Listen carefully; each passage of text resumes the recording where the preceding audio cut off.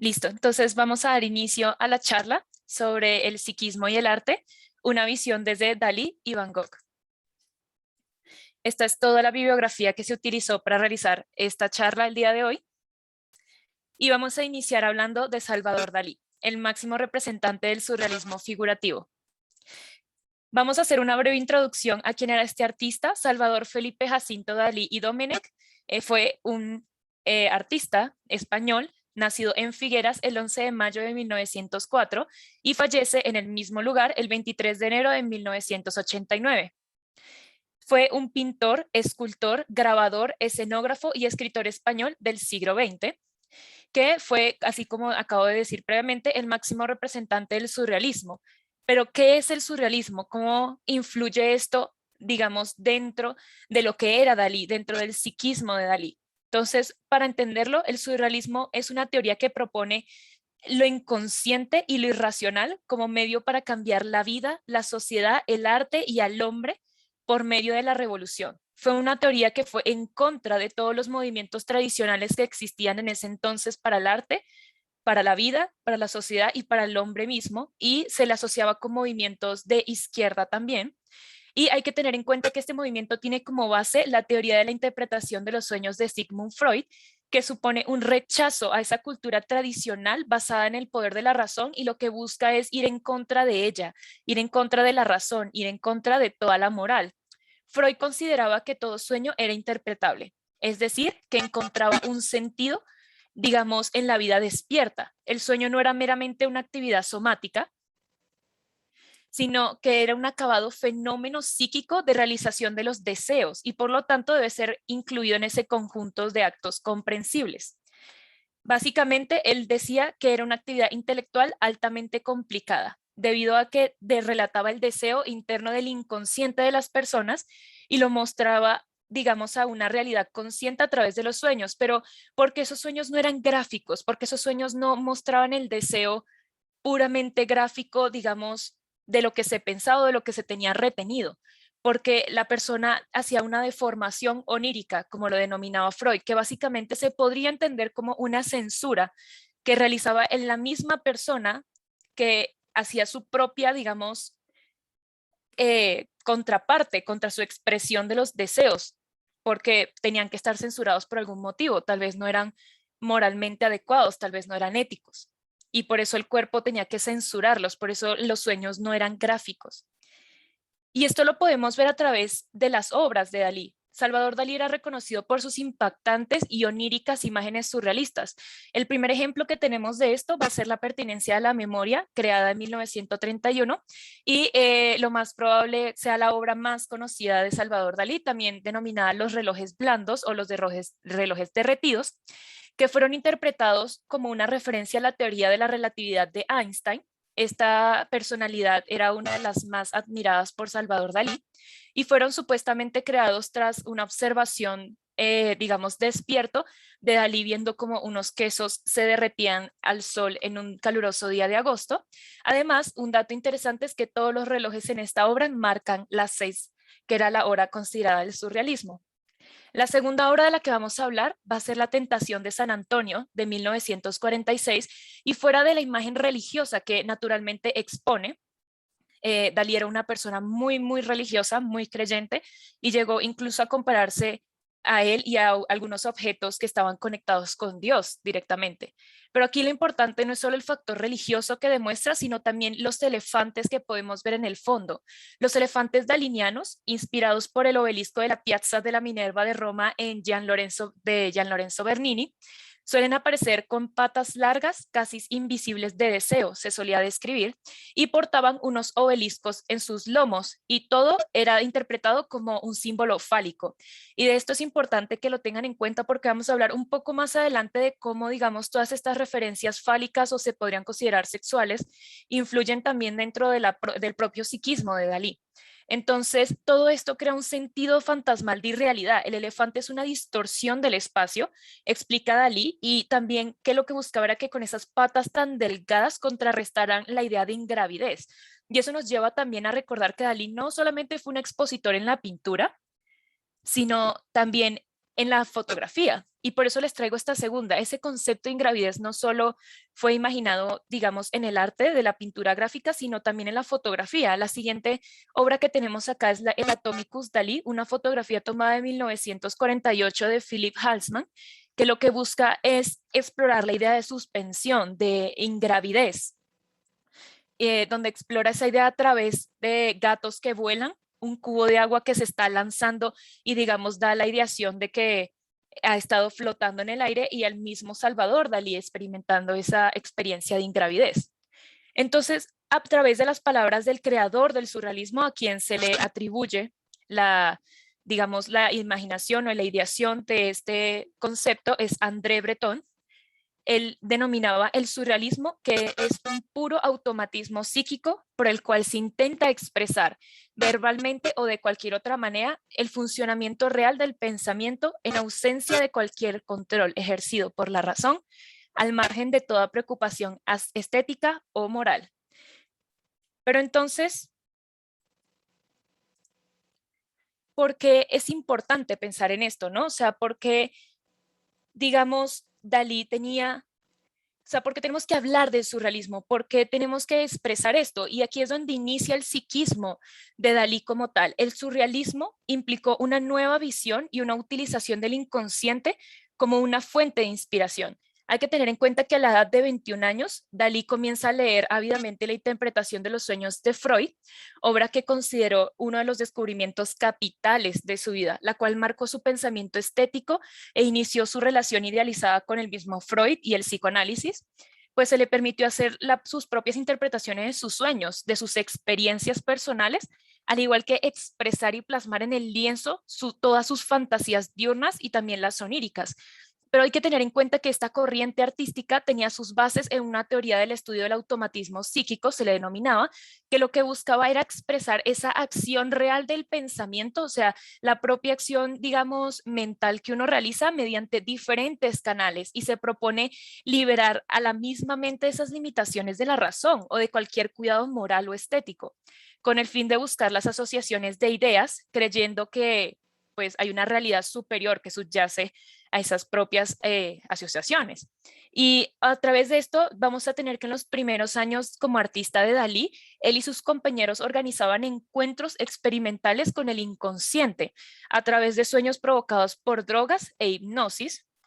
También hablaban de que a veces llegaban a tal límite que podían rodear el borde del suicidio o de la locura completa.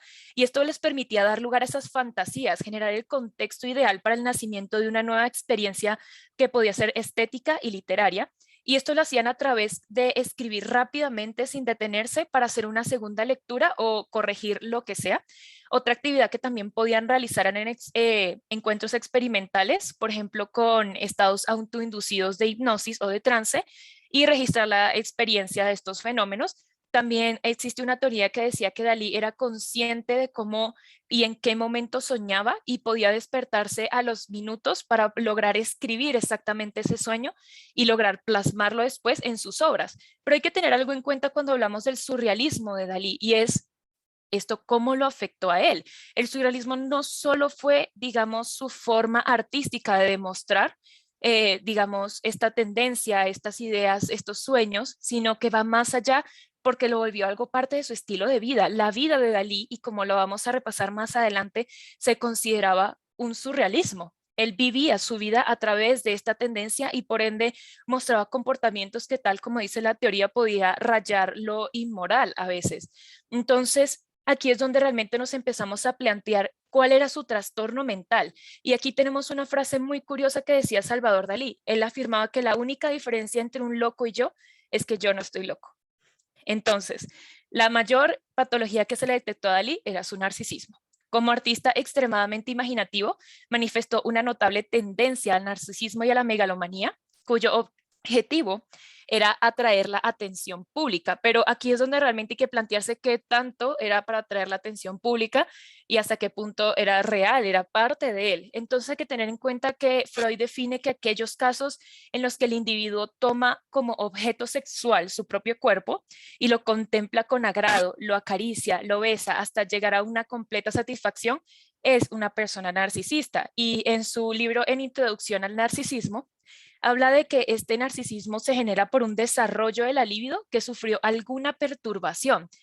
Y esa perturbación lo que hace es que la persona no, digamos, no contemple esa imagen materna como la base de su libido, o sea, por ejemplo, a la mujer, sino afirma que lo que terminas pasando es que se terminan enfocando en sí mismos.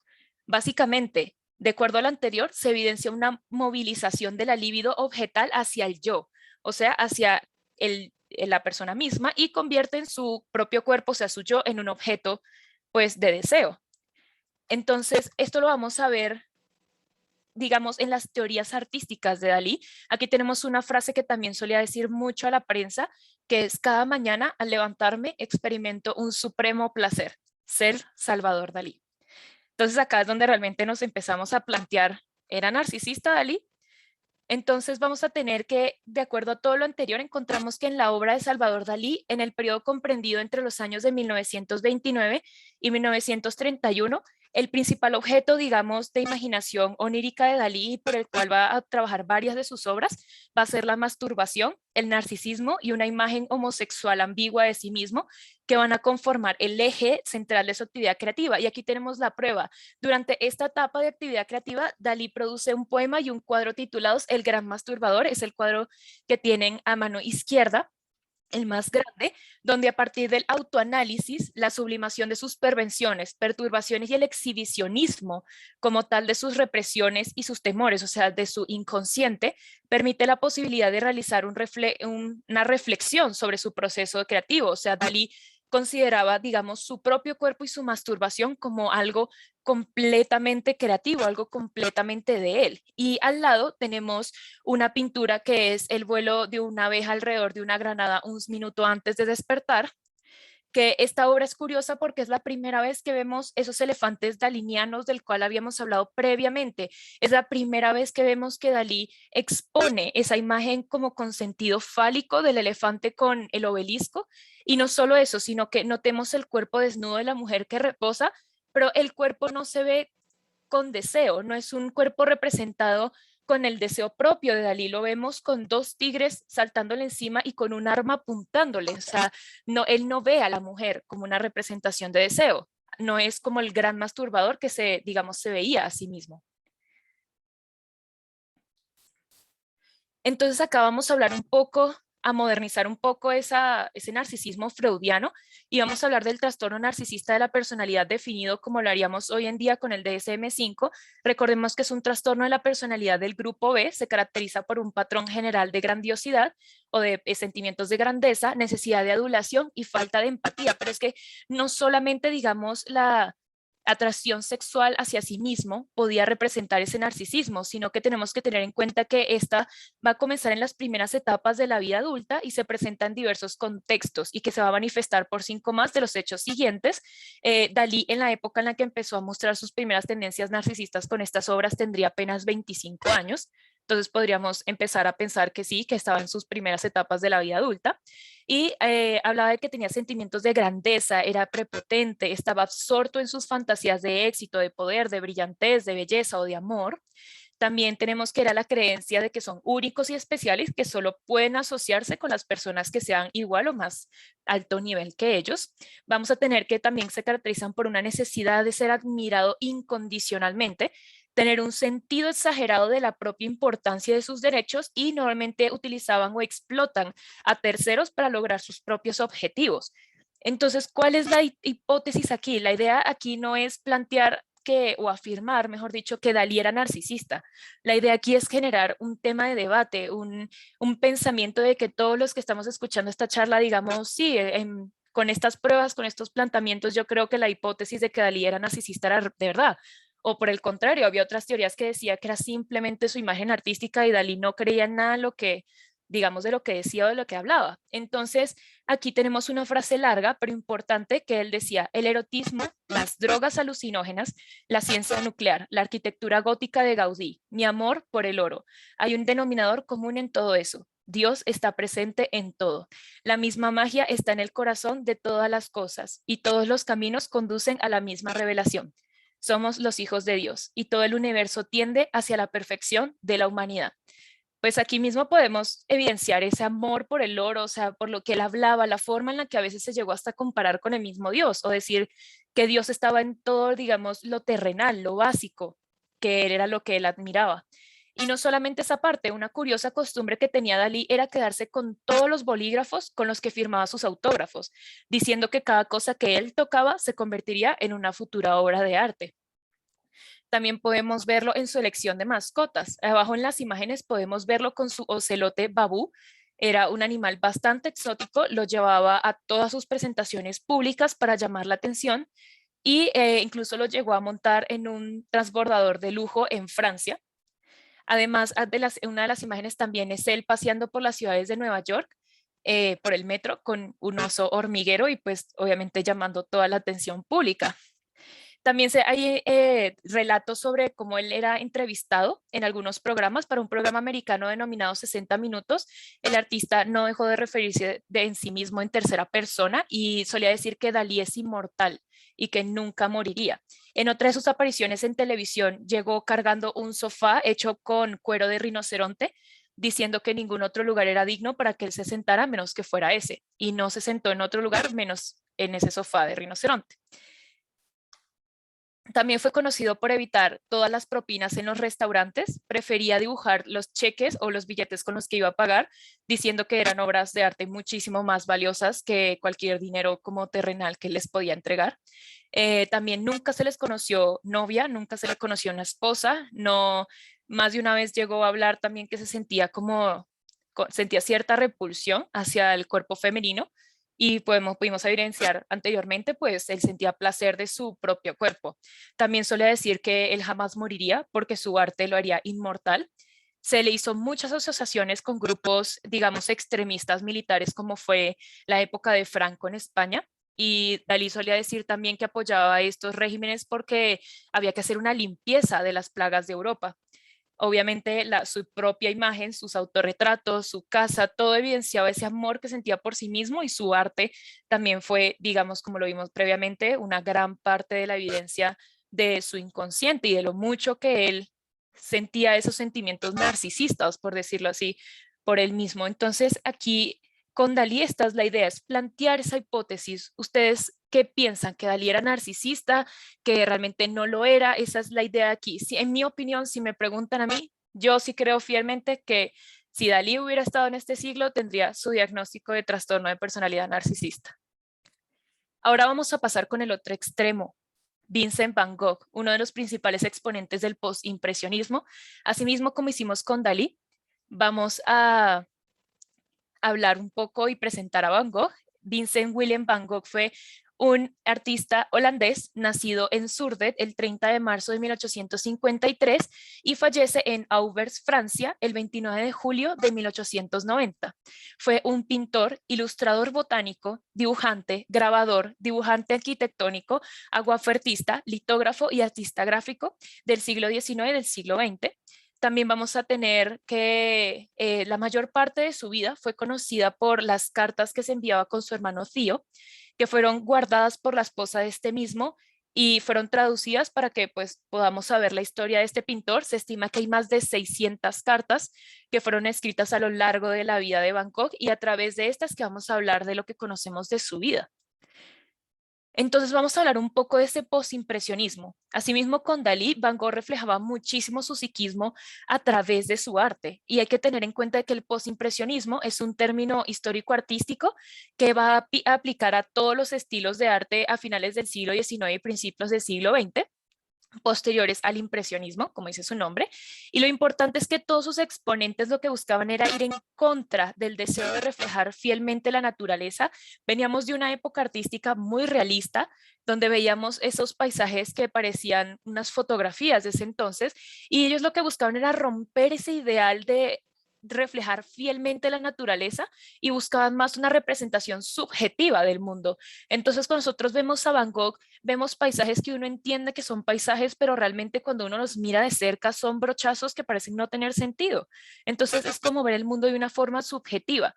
Vamos a empezar hablando de los girasoles, una de sus pinturas también más famosas de 1888, Y aquí lo curioso es el color de los girasoles. Ese pigmento amarillo se lograba a través de pinturas que utilizaban cromato de plomo, y guarden eso porque lo vamos a tener en cuenta más tarde, el cual pues va a tener ese color amarillo, y cuando se oxida va a tener ese color como verdoso que tienen algunas de las flores al final. Y esto no solamente para hablar del material con el que él trabajaba este cuadro, sino entender en la psicología del color, ¿no? El color amarillo para Van Gogh tenía un simbolismo que era el color que representaba su mundo interno, era el color que lo representaba a él. Incluso muchas personas lo conocen por esa famosa casa amarilla que tenía en Arles, en Francia. Y asimismo fue un color que utilizó en casi todas sus pinturas. En las tres que podemos ver, notamos que lo utilizó. Pero iba más allá de eso, iba más allá de esa creación artística. El amarillo para él era la vida, el calor, la luz. Pero también hay que tener en cuenta que más adelante vamos a hablar de unas teorías negativas sobre este icónico color amarillo que trabajaba Van Gogh. Después vamos a tener a los descargadores en Arles, una pintura realizada el mismo año, en 1888, y lo importante de esta pintura es porque la voy a utilizar de método de comparación con La Noche Estrellada, la pintura que lo más probablemente sea la pintura más famosa del artista, y no solo eso, va a ser la pintura actualmente más conocida a nivel mundial. Creo que realmente no existe nadie que no sepa al menos el nombre de esta pintura. Y hay que tener en cuenta que esta pintura nace a raíz de la crisis psicótica sufrida por Van Gogh en 1889, que va a terminar con la mutilación de su oreja, de la famosa oreja de Van Gogh.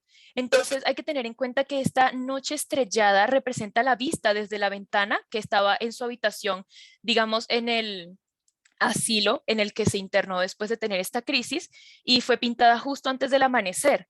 Pero algo importante que tenemos que tener en cuenta de esta pintura es que el pueblo que se ve abajo, este pueblo es imaginario, este pueblo no existe. Y estamos hablando del posimpresionismo, a pesar de que la idea era representar la naturaleza de forma subjetiva, tampoco era, digamos, sacarla de la realidad, como era, por ejemplo, el surrealismo de Dalí. Entonces aquí podemos ver esa parte como psicótica imaginaria, y la idea es comparar. Quiero que vean las dos pinturas, las dos son de Van Gogh, un año de diferencia. Miren las pinceladas de los descargadores de Arles, siguen siendo, digamos, notorias, pero siempre son mucho más finas, los colores están mucho más mezclados, y digamos, es una técnica mucho más perfeccionada. En cambio, con La Noche Estrellada vemos pinceladas más agresivas, colores que contrastan, una imagen mucho más fuerte, y la idea es denotar eso. Recuerden que esa pintura fue hecha en un estado psicótico del cual vamos a hablar más adelante, pero la idea es comparar cómo a Van Gogh se le notaba, digamos, sus estados a nivel como psiquiátrico, cuando se encontraba mal, y cómo lo reflejaba en su arte, ¿no? Y aquí otros datos curiosos es que la estrella más brillante que se encuentra a la derecha de ese árbol que ven allí es Venus. Es el planeta Venus. Se sabía que en esa época se veía como la estrella más brillante del cielo, y Van Gogh la pintó. Asimismo, Van Gogh detestaba esta pintura, habló de que era un fracaso, que estaba muy mal hecha, y la verdad incluso no la incluyó en su colección que envió posteriormente a su hermano para la galería. Y otro dato curioso es que el árbol que ven allí a la mano izquierda de la pintura es un ciprés, y en Europa los cipreses representan la muerte. Entonces estamos hablando de una pintura que fue hecha en un estado medianamente psicótico, probablemente psicótico completamente, un pueblo imaginario, unas pinceladas muy notorias, un árbol que simbolizaba la muerte, las ideas suicidas de también que vamos a hablar más adelante que expresaba Van Gogh. Teniendo todo esto en cuenta, vamos a hablar de las hipótesis que se tenía de por qué Van Gogh estaba enfermo. Se decía que tenía intoxicación por plomo debido a los pigmentos tan específicos que utilizaba y que les pedía a su hermano Theo que le diera, que son los cromatos de plomo, como habíamos visto en la pintura de los girasoles. También se hablaba de una intoxicación por trementina, que es un disolvente para pintura, o del digital, que es un extracto de una planta, que a dosis altas puede generar síntomas psicóticos, alucinaciones. También se hablaba de que el pintor podía sufrir de sífilis, de neurosífilis, pero las más, digamos, una de las más importantes va a ser el trastorno afectivo bipolar, del cual vamos a hablar con detalle, el síndrome de Meniere, que era una afección del oído, que, digamos, se pensaba por la forma en la que él pintaba, pero realmente no tiene mucho sustento, la esquizofrenia y los estados de psicosis, y finalmente un estado epiléptico. Entonces, vamos a hablar un poco de ese trastorno afectivo bipolar. ¿Qué nos hace pensar que Van Gogh era bipolar? Recordemos que el trastorno afectivo bipolar es una patología en la cual se tienen un desbalance entre los estados del ánimo y vamos a tener un estado excesivamente alegre o excesivamente triste, que podría ser, en palabras más médicas, un estado de manía o hipomanía contra un estado de depresión. Entonces sabemos que Van Gogh experimentó varios episodios depresivos prolongados. Al principio de su vida los experimentó mucho. El primero más conocido fue en Londres cuando fue a pasar el verano de 1874 y se encontró con que tenía un amor que lo rechazó. Y en ese momento, Johanna Borger, que era la esposa de su hermano Theo, escribió acerca de las cartas que pues el mismo Van Gogh le escribió a su hermano y dijo: cuando volvió a su casa estaba escuálido, silencioso y derrotado, un hombre completamente diferente. También lo podemos ver en su arte. Estas obras al principio de su carrera es un dibujo en carboncillo, pero realmente se ve simple, se ve triste, es un escenario de unos árboles sin hojas, se nota que el camino estaba en un clima lluvioso, era una pintura que no parece una obra de Van Gogh. Alguien que vea esto no piensa que eso es un Van Gogh. Y después vamos a tener que solía tener estados de hipomanía o incluso manía cuando pasaban estos estados depresivos, y esto normalmente se vio mucho fue cuando Van Gogh decidió dejar el arte repentinamente, dijo que no era lo suyo y se dedicó a ser evangelista de los mineros pobres en Bélgica en 1879. Y él simplemente lo que hizo fue dejar todo, dejó su casa, dejó la comida, dejó la ropa, dejó el dinero, dejó absolutamente todo y se fue a practicar la palabra de Dios. Incluso llegó a decir en sí mismo en algunas cartas que él era el mayor, digamos, que propagaba la palabra de Dios, que él había sido escogido para eso. Y cuando tú sabes cómo son síntomas de manía, tú empiezas a sospecharlo. Y la misma Johanna Borger, 2 años después de la primera carta sobre el verano del 74, habló: se abraza a la religión con una vehemencia casi demencial. En las cartas de esa época domina una sensibilidad de un grado casi patológico. Adicionalmente, hay que tener en cuenta que el abuso de sustancias, el trastorno de ansiedad y la alteración en el patrón del sueño son comorbilidades comunes en esta patología, y eso lo vamos a ver reflejado en el mismo Van Gogh. Durante su estadía en París consumió muchísimo alcohol, especialmente ajenjo y absenta, de la cual vamos a hablar más adelante. Presentó muchísima ansiedad, irritabilidad y se comportaba de manera hostil, de tal forma que incluso podía asustar a las personas que convivían con él, y se considera una de las razones por las cuales Van Gogh era rechazado repetidas veces por intereses amorosos. Y también padecía de insomnio. La mayoría de todas sus obras las pintó de noche y le escribía a su hermano que vivía agotado por, digamos, vivir de noche. Entonces acá podemos empezar a pensar que realmente Van Gogh podía tener un trastorno afectivo bipolar. La siguiente teoría era la psicosis. Padeció múltiples episodios psicóticos durante su vida, presentó alucinaciones auditivas y visuales mencionadas por él mismo al escribirle a su hermano, y cito: sin embargo, las alucinaciones insoportables han cesado y ahora me están reduciendo a una simple pesadilla como consecuencia de tomar bromuro de potasio, creo. Entonces, el estado psicótico más famoso que se le conoció fue claramente el episodio que pues, quedó en consecuencia de la mutilación de su oreja. Este episodio psicótico inicia porque probablemente Van Gogh estaba bebiendo absenta, y convivía con un artista de la época que era Paul Gauguin. Vivían en la casa amarilla en Arles y y Van Gogh se peleaban muchísimo. Se cree que el artista, diciéndole a Van Gogh que ya se quería retirar, digamos, de esa casa de artistas, él se quería ir, despertó la psicosis de Van Gogh más el estado alcohólico, y probablemente con una sustancia psicoactiva encima también se llega a creer, generó que estos dos se pelearan, y en medio de la agitación, las alucinaciones auditivas y las ideas delirantes que pudo haber experimentado el pintor lo incitaron a cortarse pues su oreja con una cuchilla de afeitar. Y lo importante aquí es que, a pesar de que existe la teoría de que tal vez fue el mismo Paul Gauguin en un intento de defenderse del pintor quien le cortó la oreja, se sabe que posteriormente a cortarse la oreja, Van Gogh simplemente se colocó un vendaje y ensangrentado bajó a la calle y le regaló su oreja a una trabajadora sexual, entre comillas, prostituta de la época, declarándole su amor. Y era una persona completamente extraña, no era una conocida del pintor. Entonces, realmente después de este acontecimiento fue internado en el hospital de Arles, donde se recupera de la lesión de su oreja, pero al volver a su casa se dio cuenta de que sus vecinos, las personas que habían presenciado el episodio, le habían pedido al burgomaestre de Arles que por favor le dijera a Van Gogh que se fuera a un hospital, que se internara, y pues él aceptó internarse de manera voluntaria, por lo cual se fue al convento de San Pablo en Saint-Rémy, que es donde pintaría La Noche Estrellada. Y por eso quería hablar tanto de esa obra tan significativa, porque a pesar de esto, Van Gogh en la misma casa, en la misma época, en la misma interna, es el mismo periodo de internado que él duró, podemos ver otras obras nocturnas, otros paisajes nocturnos como el que tenemos a mano izquierda, y sigue siendo diferente a la noche estrellada. Entonces, por eso es que uno piensa que la noche estrellada fue creada en un episodio psicótico del artista, porque si miramos la primera noche estrellada que está a mano izquierda, no se parece a la segunda. Podemos ver un paisaje, digamos, más vivo, con más luz, y adicionalmente podemos ver estrellas más pequeñas.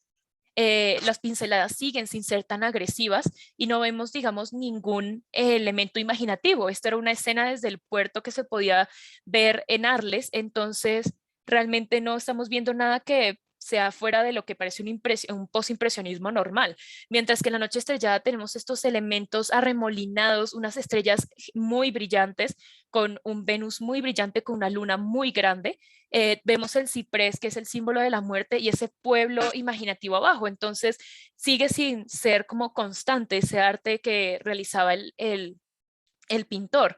Luego tenemos la esquizofrenia como otra teoría. Hablaba de que fue propuesto por el psiquiatra Karl Jasper e influenciado por Eugene Bleuler en 1922, pero esta teoría se considera obsoleta al día de hoy porque, digamos, en las características y las pinturas de Van Gogh no tenía esa rigidez, esa inmovilidad, esa tristeza que caracterizaba a los pacientes con esquizofrenia de la época, y tenía más bien ese sentido de movimiento. Todas las obras de Van Gogh en ese entonces tenían esa sensación de que tú las veías y sentías que se movían.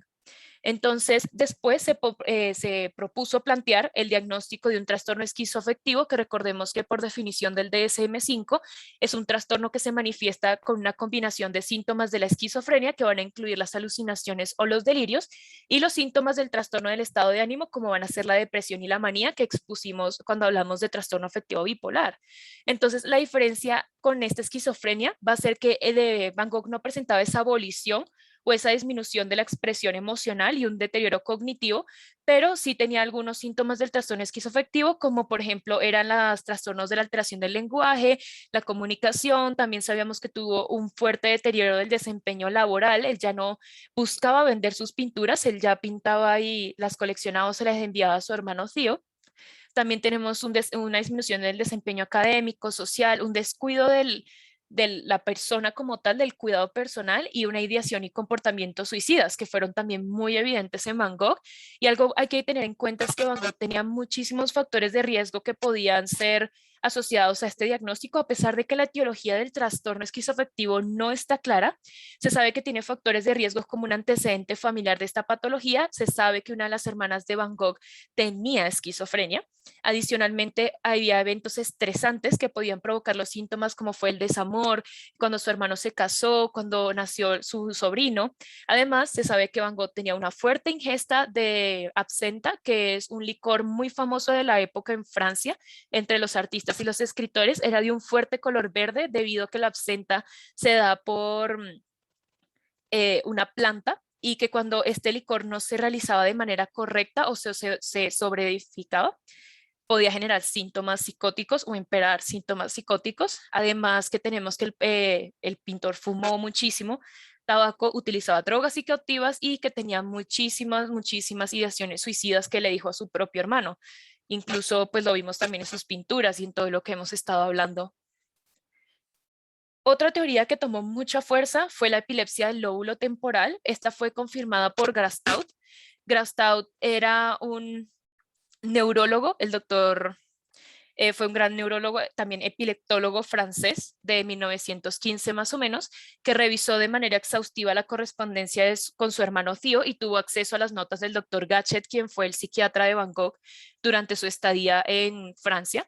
Theo también, lo que hizo el doctor prácticamente fue que en el 56 publicó un estudio sobre el artista, considerando que pudo haber tenido una epilepsia asociada con una personalidad antisocial, y que a su vez lo generaba por el consumo de absenta. Decía que ese foco epileptógeno secundario podía ser dado consumo excesivo de absenta que se tenía en esa época, y lo que hablaban es que eran las desfavoradas convulsiones producían no solo esos movimientos tónico-clónicos y fuertes distonías, sino también las alucinaciones visuales y auditivas que aquejaban de forma permanente al artista.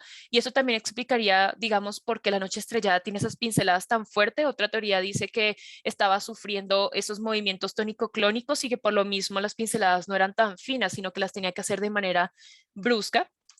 Además, aquí ya vamos a hablar un poco de esa teoría del color amarillo, ¿no? ¿Por qué ese color amarillo tan característico de Van Gogh, fuera de lo que ya habíamos hablado previamente de que representaba en su psicología un color que a nivel personal para él era vida, era alegría? También se piensa que era un color que él pintaba en sus momentos psicóticos. Se sabe que el color amarillo es uno de los colores que más llama la atención en estos pacientes y que adicionalmente las sustancias como el digital y la absenta, además del daño, digamos, a nivel temporolómbico de que explicaría esta teoría de la epilepsia, hablan de una patología o un, digamos, un término semiológico que se denomina la xantopsia, que se utiliza para describir la alteración en la percepción de los colores, en el cual todos los objetos visibles tienen un tono amarillo. Entonces, probablemente Van Gogh vivía viendo todo en amarillo y por eso pintaba todo en amarillo, porque era el color que más percibía. Y en un intento, digamos, de contrarrestar esa xantopsia, pintaba lo demás en azul, porque es el color que más contrasta en el círculo de color con el amarillo, es su contrario. Finalmente, para ir concluyendo, vamos a hablar de su suicidio, o mejor dicho, también un poco de su teoría de asesinato. El 22 de febrero de 1890, Van Gogh sufrió una nueva crisis que va a ser el punto de partida para uno de los episodios más tristes en una vida ya plagada de tristes acontecimientos. El 27 de julio de 1890 se entera de que su hermano tío había tenido un hijo y él ya venía, como estábamos hablando, con esos montón de episodios, cada vez eran mucho más frecuentes, cada vez pasaba más tiempo aislado en los diferentes sanatorios por los que pasó. Y él le solía decir a sus compañeros que después de desayunar un trozo de pan y cerveza, que era porque lo que Dickens recomendaba a los que estaban a punto de suicidarse, como particularmente indicado para alejarlos de su proyecto por un tiempo. Entonces hay que tener claro que después de esa noticia que recibe el 27, ese domingo en la tarde, él se encaminó a un campo, que es el que vemos acá pintado. Es la representación del campo donde él se dirigía a hacer sus obras, con su atril y sus pinturas, y allí tomó un revólver y se disparó en el pecho.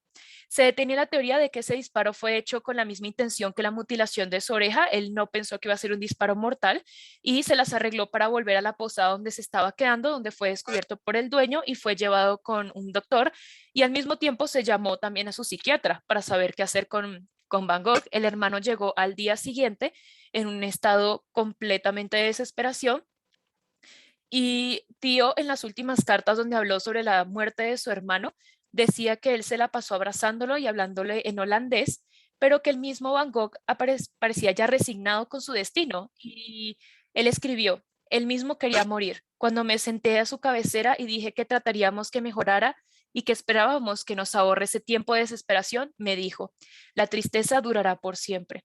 Entiendo qué es lo que quería decir con esas palabras. Y como siempre, Fío, el mayor, digamos, soporte de Van Gogh, tanto económico como pues a nivel emocional, su más grande amigo lo sostuvo cuando dijo sus últimas palabras: desearía morir así. Entonces Van Gogh fallece a la 1:30 de la madrugada del 29 de julio de 1890 a la edad de 37 años, y su hermano Theo va a fallecer solo 6 meses después. Pero entonces, ¿por qué se tiene esa teoría de que Van Gogh fue asesinado?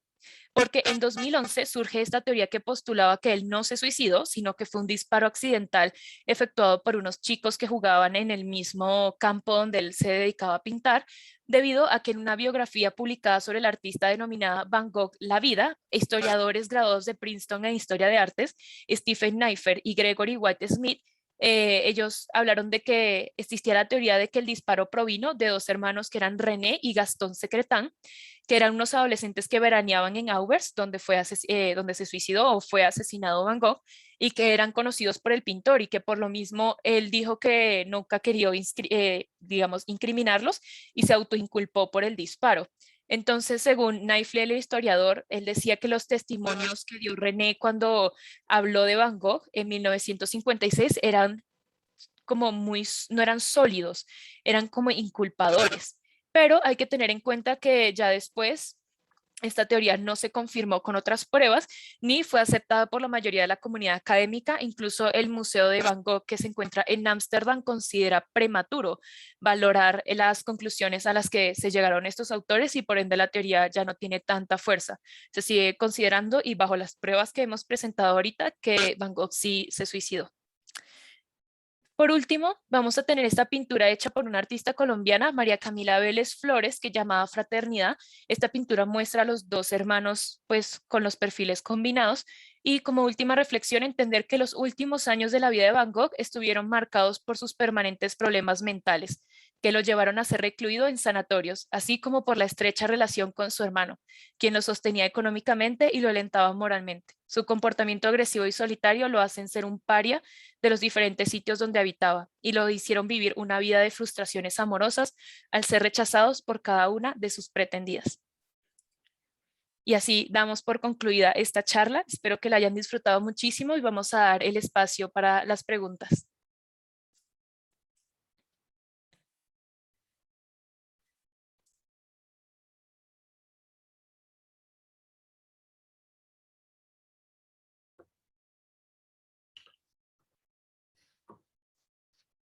Un par de comentarios sobre lo que presentó Victoria.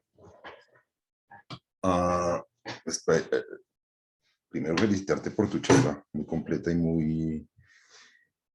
muy clara. Bueno, el narcisismo de Dalí,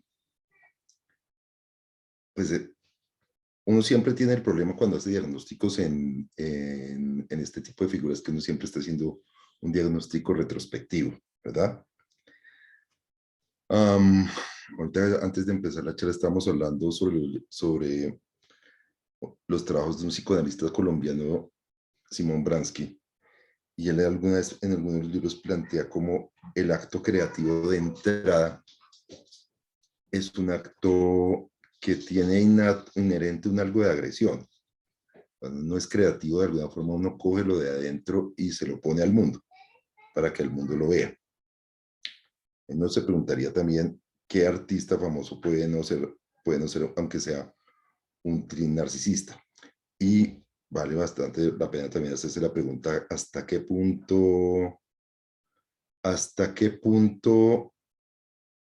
lo que tú dices, que hasta qué punto esto es algo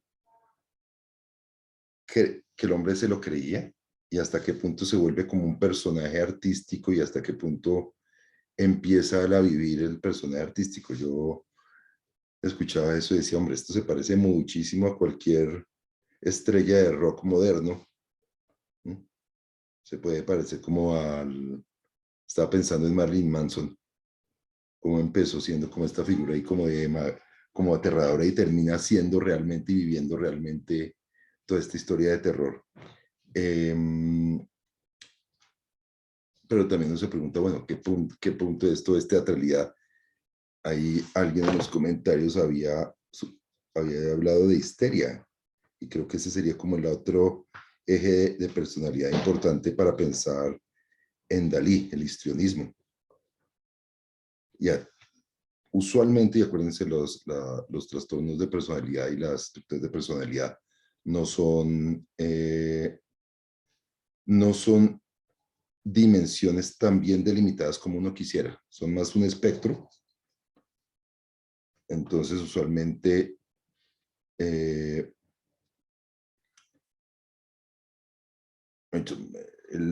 narcisismo y la histeria y el histrionismo, e inclusive un poquito la sociopatía, no están muy alejados el uno del otro funcionalmente hablando. Ahora, la otra cosa que tienen en común Dalí y Van Gogh es que los dos están en momentos históricos muy disruptivos, y los dos están en momentos en que el arte está siendo muy disruptivo. Los dos estaban en puntos donde se rompe digamos, lo habitual o lo conocido, y empiezan a explorar estas otras nuevas formas.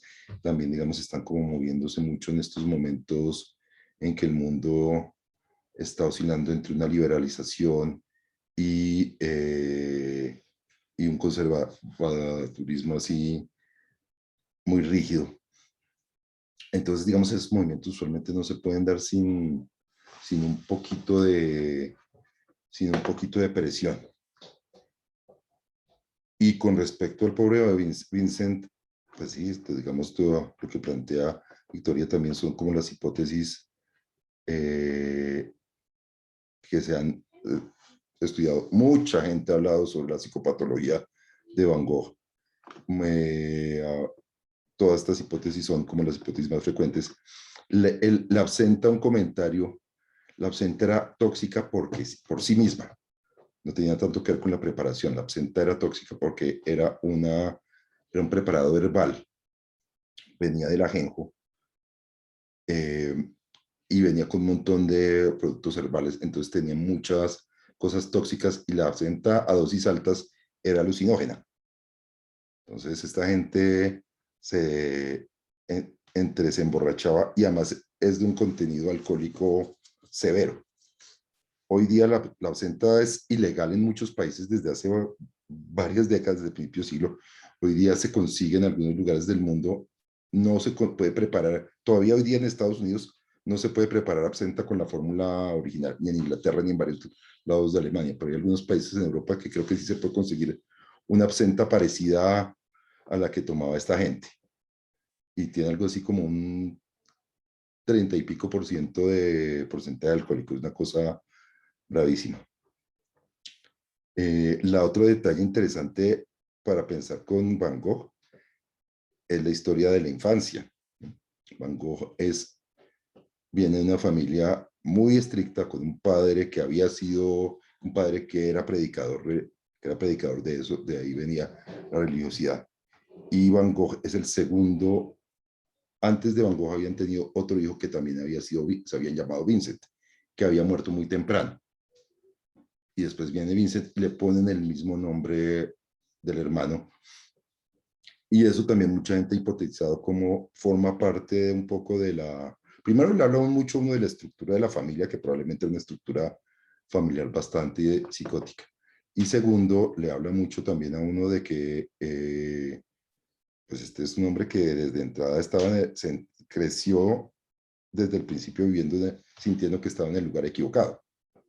Después él intentó ser predicador. Él mismo lo echaron de la escuela de la academia donde iba. Trató de ser corredor de arte, que era el oficio de Teo. También fracasó. Trató creo que de ser finca raíz en algún momento. Hizo varios emprendimientos y todos fracasó. Y al final se vuelve como esta figura que es como el hermano raro que Teo mantenía.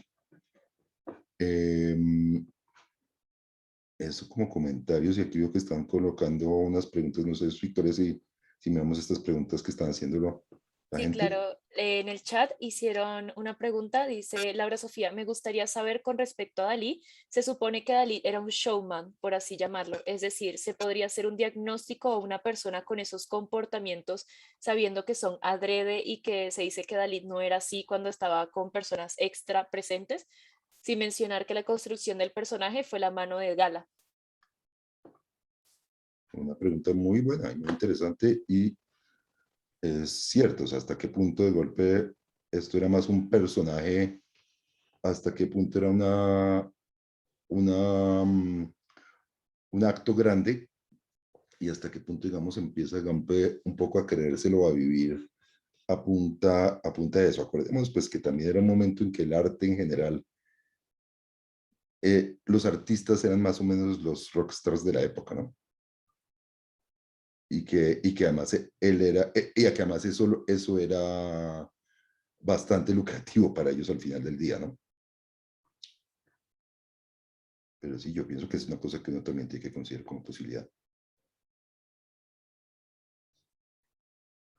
Listo, doctor. Y o la otra pregunta que hacen es, ¿hasta qué punto alabar el arte de un artista que sufre de una enfermedad mental puede generar una retroalimentación positiva o empeorar sus cuadros o evitar una remisión o al menos una disminución de la severidad de los síntomas? Ah, buena pregunta también. Eh, o sea, ¿hasta qué punto nos sirve ¿Hasta qué punto nos sirve a nosotros como sociedad el artista y sacrificamos a la persona? Esa creo que sería una cosa. ¿Y hasta qué punto creamos el mito del artista atormentado y el mito del artista loco? Y hasta qué punto, digamos, la gente se empuja misma a hacer eso. Yo quisiera hacer, o sea, yo ya dejaría una pregunta ahí aparte que yo siempre me he hecho. Asumamos que hubiéramos tenido risperidona o que hubiéramos tenido litio en la época de Van Gogh, porque claramente los trabajos más interesantes de Van Gogh salían cuando estaba mal. ¿Cómo hubiera sido ese negocio socialmente? Tratamos al paciente y sacrificamos el arte, pero ayudamos a un paciente.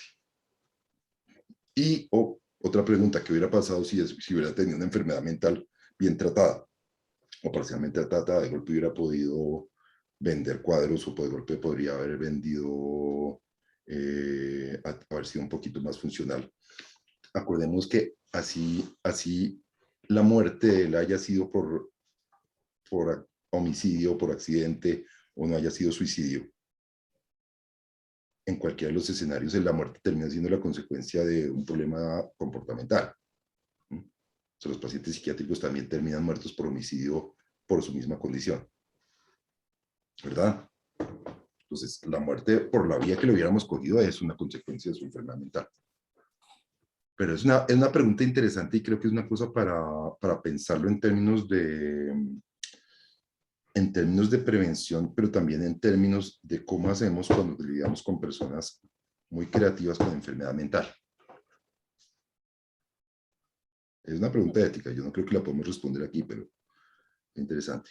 Yo creo que con la pregunta de que hasta qué punto, digamos, puede hacer una retroalimentación positiva, creo que variaría mucho del caso. Si lo miramos desde el mismo Dalí, yo creo que el hecho de que su arte se volviera tan famoso, que fuera tan influenciado, también hizo que esos síntomas de grandeza hubieran sido actuados o no, que también fue un debate que planteamos, pudo haber hecho que también empeoraran, ¿no? O sea, seguía teniendo como esa idea de grandeza y ver que las personas lo apoyaban o conseguía la atención que tanto buscaba.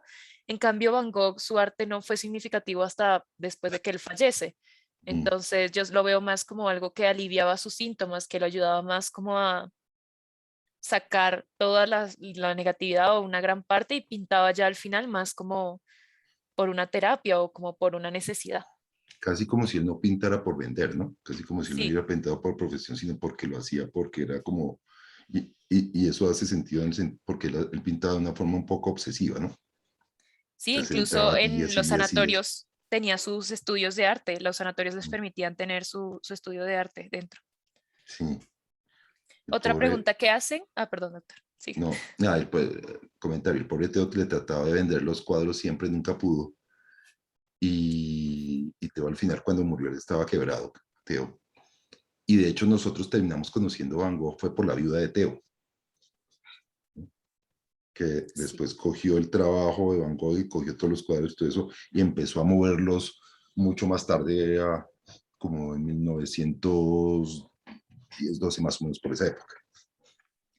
Sí, por eso mismo Van Gogh, a pesar de que Van Gogh nace en el siglo XIX, se le considera un artista del siglo XX porque Mm. sus obras no fueron reconocidas hasta entonces.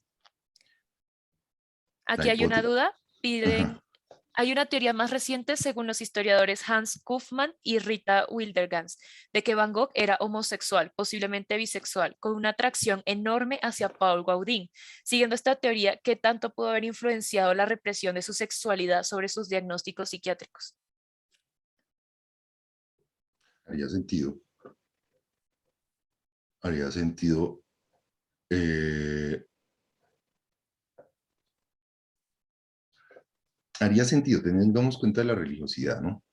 Damos cuenta pues que todos era una época en la que la homosexualidad seguía siendo muy mal vista, seguía siendo vicio, incluso entre los artistas de la época. Eh, pero además, pues acordemos pues que este es un señor profundamente religioso y que venía de una estructura profundísimamente religiosa y que todas las búsquedas afectivas que sabemos que él hacía todas habían sido más bien, habían sido amores más bien platónicos, ¿no? Habían sido amores como muy, de que sí le tenía cariño a esta niña, pero nunca habían sido como algo como muy realista desde el principio. Podría hacer sentido, no tenemos evidencia, pero pues sí podemos explorar sobre eso y podemos pensar que además, de hecho, además de enfermo mental, con otro patrón, otro rasgo que hubiera generado estigma en la época y que probablemente le hubiera generado estigma hacia él mismo, ¿no? Y probablemente lo llevaba a tomar más trago. También pudo haber ocasionado toda la parte como de adicciones, así como no solo la del absenta, se sabía que Van Gogh también experimentó con sustancias psicoactivas y con el tabaco de la época Y opio que les encantaba a y el opio. muchos, les encantaba a esta gente también. No sé si hay alguna otra pregunta, manos levantadas.